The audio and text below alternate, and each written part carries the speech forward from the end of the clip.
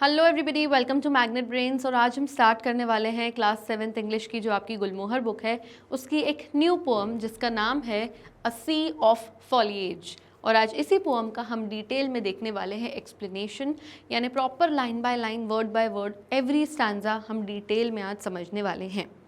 तो poem start करने से पहले सबसे पहले पोएम का टाइटल देख लेते हैं जिसका नाम है अ sea of foliage.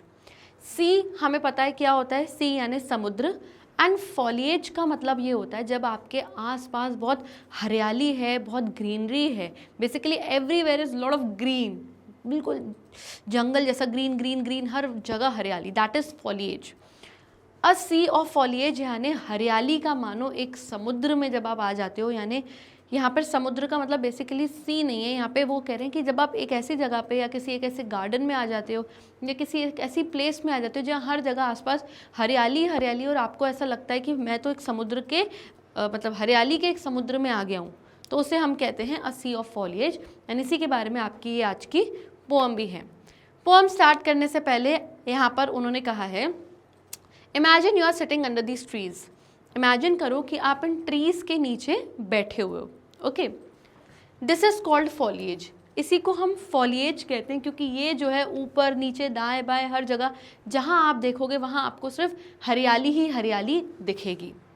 In other words for it are vegetation and greenery. Foliage के लिए अगर आप और वर्ड्स यूज़ करना चाहोगे तो वो होते हैं वेजिटेशन और ग्रीनरी, यानी हर जगह जब आपको ग्रीनरी हरियाली दिख रही है, या वेजिटेशन यानी कि ऐसे प्लांट्स दिख रहे हैं जिनमें पेड़ पौधे, फूल, पत्तियाँ और फ्रूट्स, वेजिटेबल्स, यही आपको हर जगह दिख रहा है, that is foliage. Okay, so what the different shades of green you see are. अब जब आप इस पेड़ के नीचे बैठोगे, इस फॉलिएज के नीचे बैठोगे, तो आपको बताना है कि आपको ग्रीन के अलग अलग शेड्स कौन से दिख रहे हैं। अब सिर्फ एक ही कलर का ग्रीन नहीं होता। अगर आप देखोगे यहाँ पे कहीं आपको लाइट ग्रीन दिख रहा है, कहीं डार्क ग्रीन दिख रहा है, यहाँ पे बहुत ज़्यादा डार्क यानी बिल्कुल प्लंज ग्रीन बोलते हैं उसको। तो ग्रीन के भी आपको अलग अलग शेड्स दिख रहे हैं। हरियाली सिर्फ एक ग्रीन नहीं होता, डिफरेंट शेड्स ऑफ ग्रीन आपको दिखता है वहाँ पे। से what the Trunks of the trees and the leaves remind you of. जो पेड़ के ट्रंक्स हैं, ट्रंक्स यानी कि ये जो बड़े बड़े जो तने हैं पेड़ के, ये और पेड़ की जो ये पत्तियां हैं, ये आपको किस चीज़ की याद दिलाते हैं। कभी कभी हम हरियाली देखते हैं और बिल्कुल खो जाते हैं हरियाली में, तो ये पेड़ के मोटे मोटे तने यानी ट्रंक्स और ये जो पेड़ की पत्तियां हैं, लीव्स हैं, ये आपको क्या याद दिला रही हैं वो आपको बताना है। से how looking up at the foliage makes you feel. और आपको बताना है कि जब आप इस फॉलिएज के नीचे बैठे हो और जब आप ऊपर देख रहे हो, इस पूरी हरियाली को देख रहे हो, तो आपको कैसा फील हो रहा है। बेसिकली जब हम इस टाइप की हरियाली में बैठते हैं तो हमको बहुत सुकून, शेड, छाँव फील होता है, बहुत रिलैक्सिंग फील होता है, ठंडी ठंडी हवा आती है। यस, तो ऐसा कुछ हमें फील होता है। तो ये आपको डिस्कस करना है अपनी क्लास में अपने फ्रेंड्स के साथ। चलिए, अबाउट द पोएट। अब सबसे पहले हम पोएट के बारे में पढ़ते हैं। पोएट हैं जिनकी पिक्चर आप मेरे लेफ्ट हैंड साइड पे देख रहे हैं, इनका नाम है तोरू दत्त। क्या है? तोरू दत्त। तोरू दत्त ने दोनों ही वर्सेस लिखे हैं, यानी तोरू दत्त डिस्क्रिप्टिव पोएम्स भी लिखती हैं एंड नैरेटिव पोएम्स भी लिखती हैं। डिस्क्रिप्टिव पोएम्स यानी जब आप किसी चीज़ के बारे में डिस्क्राइब कर रहे हो, किसी चीज़ के बारे में और बता रहे हो और इन्फॉर्मेशन दे रहे हो। एंड नैरेटिव पोएम्स यानी जब आप किसी चीज़ का नरेशन दे रहे हो, कुछ बताते हुए कहानी के तौर पर आपकी पूरी वर्ड्स यानी आपकी पोएम की लाइन्स चल रही हैं। But even her narrative poems have rich descriptions of nature. लेकिन अगर हम इनकी नैरेटिव पोएम्स की भी बात करें तो उसमें आपको नेचर यानी प्रकृति के बारे में बहुत डिटेल में डिस्क्रिप्शन दिखेगा। यानी बेसिकली चाहे ये डिस्क्रिप्टिव पोएम्स लिखती हूँ या नैरेटिव पोएम्स लिखती हूँ, इनकी पोएम्स में नेचर, प्रकृति, ग्रीनरी के बारे में आपको हमेशा पढ़ने को मिलेगा।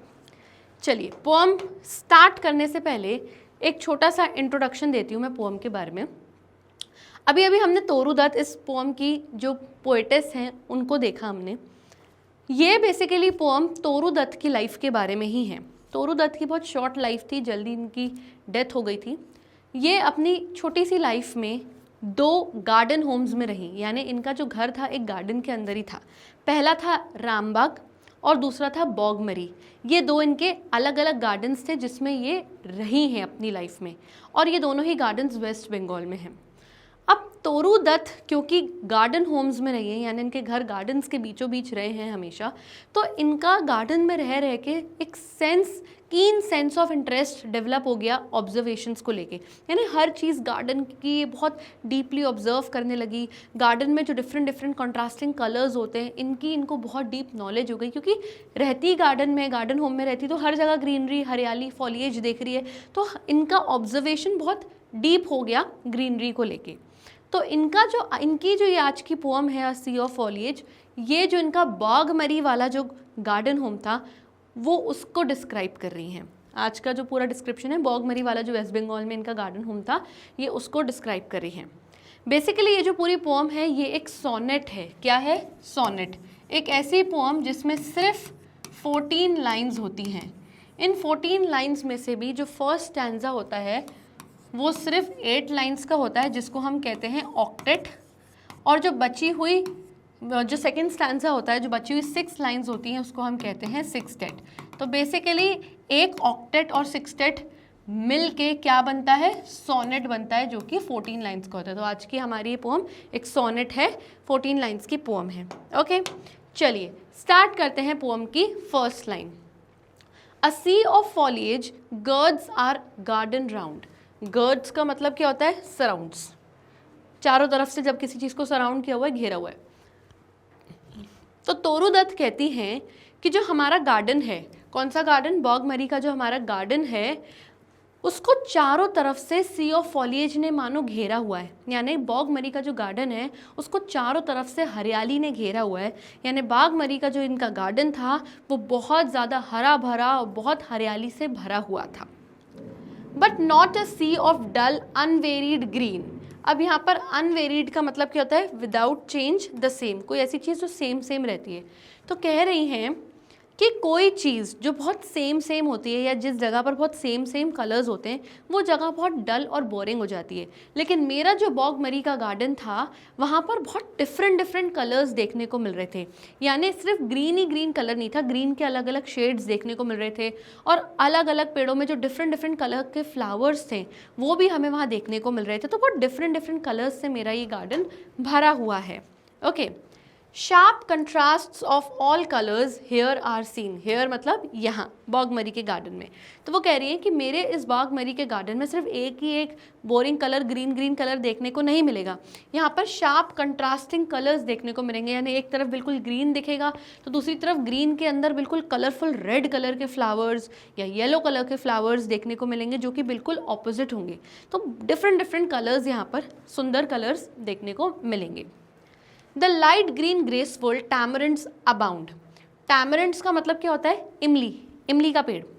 अबाउंड का मतलब क्या होता है? Exist in large numbers. जो चीज़ बहुत लार्ज नंबर्स, बहुत ज़्यादा मात्रा में वहाँ मौजूद होती है उसे हम अबाउंड कहते हैं। तो वो कह रही है यहाँ पर लाइट ग्रीन कलर की जो अभी कच्ची टैमरिंड्स हैं, जो अभी कच्ची इमली, जो भी पूरी तरीके से पकी नहीं है, वो यहाँ पर बहुत सारी हैं। यानी it is existing in large numbers हमारे बागमरी के गार्डन में। जब इमली पक जाती है तो वो डार्क ब्राउन कलर की हो जाती है, लेकिन अभी वो कच्ची है तो वो बोल रही है लाइट ग्रीन कलर की बहुत प्यारी ग्रेसफुल सी इमली के जो पेड़ हैं वो बहुत सारे यहाँ बागमरी के गार्डन में हमें यहाँ देखने को मिलेंगे। Amid the mango clumps of green profound and palms arise like pillars grey। अब clumps का मतलब क्या होता है? बंचेज और क्लस्टर्स, थिंग्स क्लोज टुगेदर।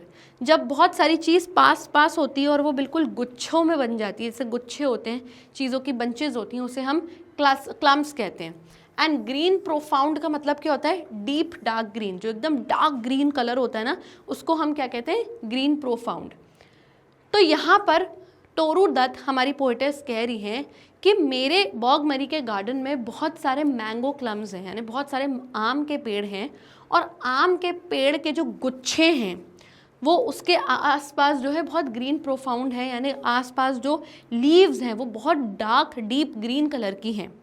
और इन आम के पेड़ों के बीच में से, जो आम के जो गुच्छे हैं, पेड़ के जो गुच्छे हैं, इनके बीच में से पाम के जो पेड़ होते हैं, ताड़ के जो, जिसको हिंदी में हम ताड़ के पेड़ कहते हैं, ताड़ के पेड़ निकल रहे हैं और ये ग्रे कलर के हैं और मानो बड़े बड़े पिलर्स जैसे दिख रहे हैं। तो आप सोचिए वो कितना डीपली ऑब्जर्व करिए कि आम के पेड़ों के जो गुच्छे हैं उनके बीच में से पाम यानी ताड़ के पेड़ ऊंचे ऊंचे ग्रो होकर निकल रहे हैं, ग्रे कलर के हैं और एक पिलर जैसे ग्रे कलर के पिलर्स जैसे वो दिखाई पड़ रहे हैं। Between and over the quiet pools the seemuls लीन। अब ये ओ अपोस्ट्रोफी ई आर का मतलब क्या है? इसका मतलब है ओवर। अब सीमल्स क्या होते हैं? ये जो पेड़ आप देख रहे हो इधर पे जो ग्रीन कलर का है और इसमें रेड कलर के फ्लावर्स लगे हुए हैं, ये सीमल का पेड़ होता है। Basically silk cotton trees with red flowers. जो सिल्क कॉटन के पेड़, जो रुई के पेड़ होते हैं जिसमें लाल रंग के फूल उगते हैं, उसे हम सीमल का पेड़ कहते हैं। तो वो ये कह रही हैं कि मेरे गार्डन में पूल्स हैं। अब पूल का मतलब ये नहीं कि स्विमिंग पूल की बात हो रही है, पूल का मतलब है यहाँ पर झरने, नदी, तालाब। तो उनके गार्डन में झरना बह रहा था, तो कह रही थी मेरे गार्डन में जो झरना बह रहा था उसके ओवर, उसके ऊपर क्या ग्रो हो रहा था? एक सीमल का पेड़ ग्रो हो रहा था जिसमें रेड कलर के, डार्क रेड कलर के फ्लावर्स ग्रो हो रहे थे, जो कि बहुत सुंदर दिख रहा था नज़ारा। Red red and startling like a trumpets sound. ये जो फ्लावर्स ग्रो हो रहे थे सीमल के पेड़ में, वो डार्क रेड रेड कलर के फ्लावर्स थे। और हम या कोई भी जब ये देखता है कि भाई एक झरना बह रहा है, उसके ऊपर से सीमल का पेड़ लीन किया हुआ है यानी कि झुका हुआ ऐसे ग्रो हो रहा है और रेड कलर के उसमें ब्यूटीफुल फ्लावर्स ग्रो हो रहे हैं, तो कोई भी जब इसको देखे तो उनको ऐसा लगता है कि यहाँ पर ट्रम्पेट का साउंड सुनाई दे रहा है। अब ट्रम्पेट क्या होता है? ये जो म्यूज़िकल इंस्ट्रूमेंट आप देख रहे हो उसे हम ट्रम्पेट कहते हैं। जब भी कोई ट्रम्पेट बजाता है तो उसमें से बहुत तेज़ आवाज़ आती है और जो आसपास लोग खड़े होते हैं वो स्टार्टल फील करते हैं, यानी एकदम से शॉक में आ जाती है कि अरे क्या बजा इतनी ज़ोर से, कान में एकदम बहुत तेज़ आवाज़ आई। यस, तो एक शॉकिंग सा लोगों को एक्सपीरियंस फील होता है जब लोग ट्रम्पेट सुनते हैं।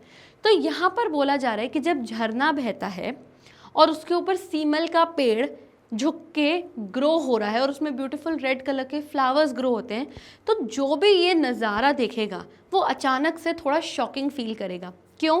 क्योंकि नीचे झरना बह रहा है और ऊपर से ब्यूटीफुल फ्लावर्स झुका, ब्यूटीफुल पेड़ ग्रो हो रहा है जिसमें रेड कलर के फ्लावर्स लगे हुए हैं।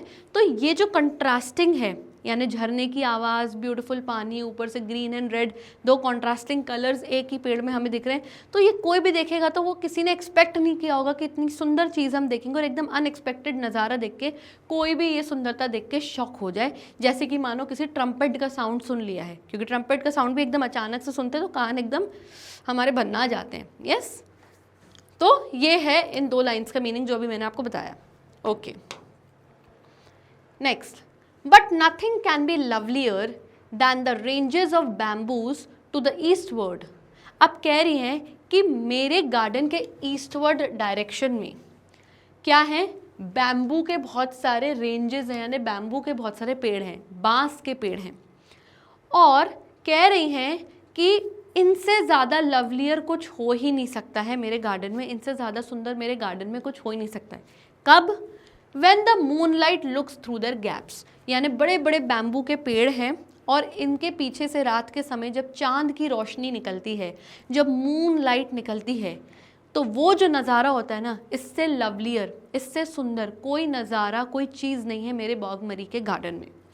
And the white lotus changes into a cup of silver.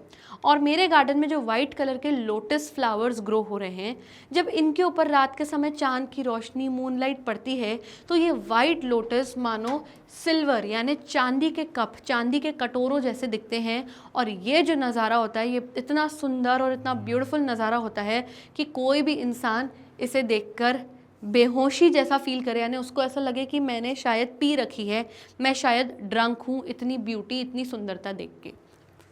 One might स्वून। स्वून का मतलब क्या होता है? फील डिजी, नशे में। वन माइट यानी कोई भी इंसान अगर इतनी सुंदरता देखे कि अरे बैम्बू के पेड़ है, उसके पीछे से चांद की रोशनी निकल रही है और ये चांद की रोशनी वाइट कलर के लोटस पे जब पड़ रही है तो वो वाइट लोटस चांदी के कटोरों जैसा दिख रहा है। इतनी सुंदरता जब भी कोई भी इंसान देखे तो वो स्वून फील करे, यानी मानो नशे में डिजी फील करे कि बाप रे इतनी सुंदरता क्या सच में एग्जिस्ट करती भी है कि नहीं। तो कोई भी इंसान नशे में आ जाए इतनी ब्यूटी देखकर। ड्रंकन विद ब्यूटी देन और गेज एंड गेस।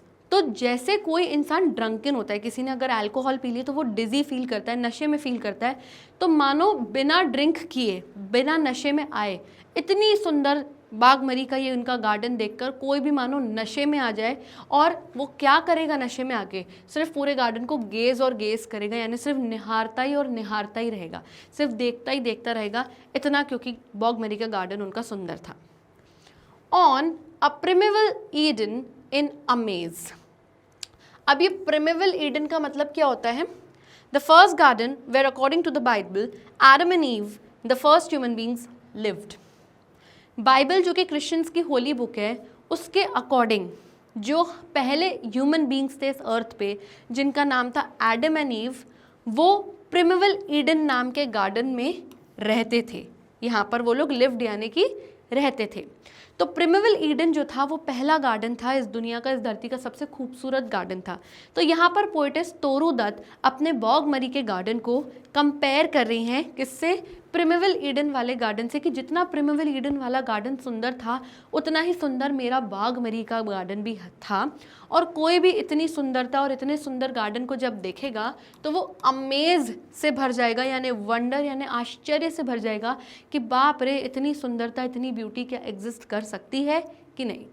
तो इतना सुंदर था उनका ये बागमरी का गार्डन जो कि वेस्ट बंगाल में था। Okay, and here we come to the end of this session. I hope आपको ये ब्यूटीफुल सी पोम बहुत अच्छी लगी होगी, जिसमें तोरू दत्त ने अपने खुद का गार्डन होम बागमरी के बारे में डिस्क्राइब किया है, जो कि वेस्ट बंगाल में है। उन्होंने नेचर और नेचर की ब्यूटी को बहुत ब्यूटीफुली अपनी पोम की लाइन्स के थ्रू एक्सप्लेन किया है। ओके, वीडियो चाहे तो आप यूट्यूब पर भी देख सकते हैं, वहाँ ना मिले तो आप वेबसाइट पर जाइए जहाँ पे आपको हमारे सभी top courses, e notes, e books मिल जाएंगे, एंड इनकी जो लिंक्स है वो आपको हमारे डिस्क्रिप्शन बॉक्स में मिल जाएगी। तब तक के लिए stay tuned, bye bye and take care.